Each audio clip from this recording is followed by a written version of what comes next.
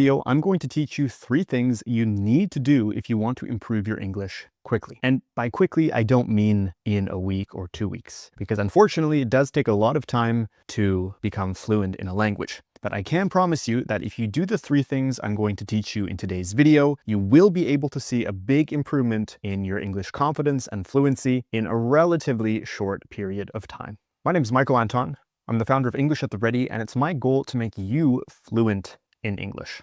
Learning a language can be extremely difficult, but unfortunately, lots of people make it more difficult than it needs to be. In fact, learning a language doesn't need to be difficult. You don't need to make it complicated. You just need to break it down into manageable chunks that make it less overwhelming and less stressful. And there's a 3-step formula that I use with the students in my programs, which helps them go from feeling stressed about learning English, feeling shy, feeling embarrassed, to feeling more confident, feeling more fluent, and being able to express themselves in English the way they want. Now, I divide this formula into 3 parts.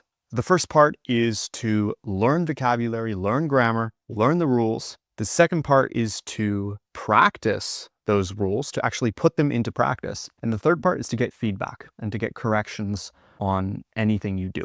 Now, you don't need all 3 of these parts. You certainly need the first 2. The third part, which we'll talk about a bit later, is optional, but it will really help you improve your English a lot faster. Now, when I talk about the first part, which is learning vocabulary, learning grammar, and learning the rules, this is something you can do on your own. It's something you can do by watching YouTube. It's something you can do by watching movies. But one thing I strongly encourage is to read. You have to read. Reading is probably the best way to expand your vocabulary, to learn new words, and most importantly, to see how those words are actually used in context. Because honestly, if you go out and you try to memorize a dictionary, you're not going to see much progress because you can't actually see how those words are used in the real world, in real situations. And that's where reading can really help you, because you can learn new words, but you can also see how they're used in context. So read, read, read. Reading is seriously one of the best ways to expand your vocabulary. A lot of students ask me, what books should I read? What are the top 5 books, top 10 books that one should read to improve their vocabulary? And honestly, I don't really like this question because it's very hard for me to give a straight answer. Honestly, this depends on you. It depends entirely on your personality. I know some people love reading fiction. Some people love reading nonfiction. Personally, I prefer nonfiction myself, but a lot of people don't like nonfiction. And if you don't like something, it's going to be harder to pay attention. It's going to be harder to concentrate. And ultimately, you're going to give up after a few weeks. So whatever you read, whatever you watch, and whatever type of content you consume, it has to be on a topic or a subject that you actually enjoy. It should be something you do in your native language. If you don't watch movies in your native language, then I don't recommend watching movies in English. If you don't read books in your native language, I don't recommend reading books in English. Obviously, you can give it a try, and I do really encourage that. If you are somebody who likes reading, reading is by far one of the best ways to improve your vocabulary. But if you don't enjoy it, if you don't actually enjoy it, it's going to be a lot harder to stay motivated, to stay on track, and to make progress. So whatever you do, you actually have to enjoy it. That's priority number 1. Now, regardless of what you do, and again, I want you to do exactly what you do in your native language, but to do it in English, whether that's reading or watching movies or watching documentaries or listening to podcasts, reading the news, I want you to keep a journal. And in that journal, I want you to write 10 to 15 new words every single week. So in the journal, you should have a weekly entry, and you should have 10 to 15 words that you've learned or that you've acquired that week. I think 10 to 15 is generally a pretty reasonable number. You don't want to put 100 words there because it's going to get hard to keep track of them. It's going to get hard to remember them. It's going to get hard to actually use them in conversation effectively. So I would say 10, 15, maybe if you're feeling extra adventurous, you could go for 20. And you should write the definitions. You should write example sentences using those words. And those example sentences should be ones you would actually use in everyday conversation. So they should be relevant to your life. And then I want you to go and practice. I want you to make an effort to use those 10, 15, 20 words every single week in conversation. And this brings us to step number 2. You need to practice. You need to speak. You need to actually make an effort to use those words that you've learned. Because if you don't, you will forget them. you will not remember them. And there's no point in actually learning the words in the first place if you don't use them. Now, when it comes to practicing, obviously it's great if you can speak with native speakers.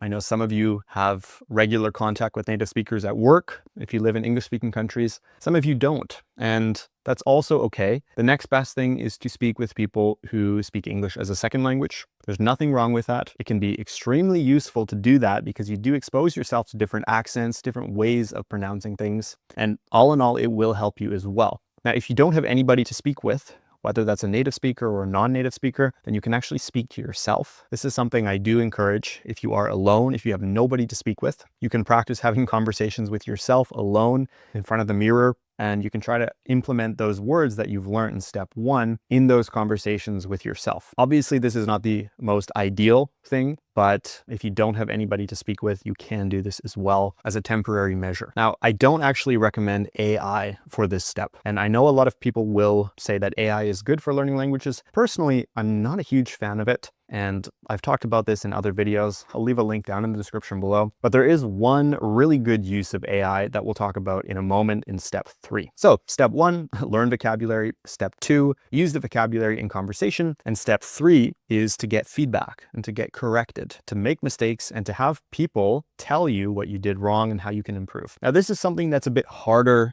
to do on your own. And this is why I do say, if you don't have anybody like a teacher or a friend who you trust to give you feedback, you can use AI. You can give ChatGPT or you can give any AI tool a sentence and you can ask it to correct you and to provide you with an explanation of what it corrected. It's honestly super important to ask it to explain its reasoning, because if you just see the correction and you don't understand why it corrected it a certain way, you're probably going to make the same mistake twice. So if you're using AI to help you, then please, please, please always ask it to explain why it gave you a certain answer. And I don't love AI for this purpose because sometimes it actually makes mistakes and this can give you more questions than answers. So obviously, if you have the opportunity, you need to speak with a real person, and that can be in the form of a friend. If you trust somebody, a native speaker or somebody more advanced than you at English who can give you that feedback, who can provide you with corrections,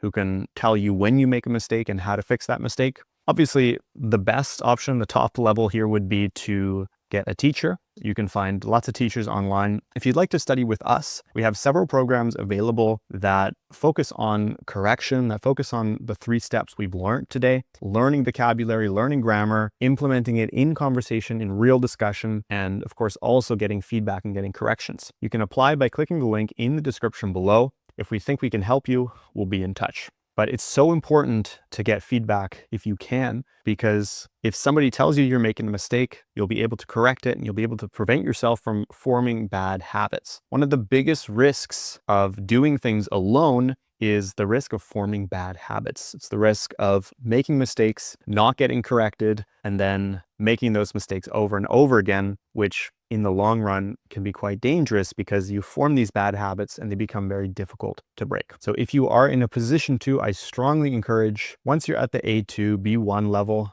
to get feedback, to get corrected, and to put yourself in a position where you can set yourself up for success in the future so you're not forming these bad habits. Well, there we have it, the 3-step formula to improve your English very quickly. If you follow these 3 steps, learn, practice, and correct, then you're well on your way to expanding your vocabulary and to becoming more fluent in English. I hope you found this video useful. As always, make sure to leave a like and subscribe to English at the Ready here on YouTube for more lessons. Your feedback means a lot to me, and I really appreciate all your support. Thanks so much for watching today's video, and I'll